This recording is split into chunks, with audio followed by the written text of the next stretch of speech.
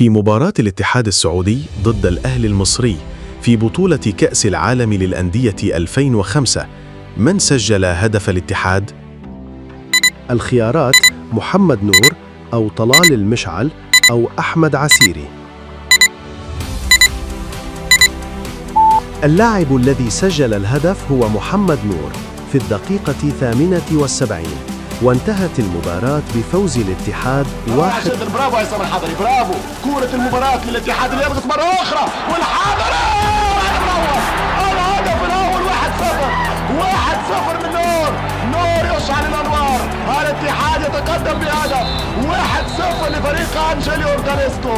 السيطرة الاتحادية تجسم في هذه الكرة، فرحة قاتل جدا.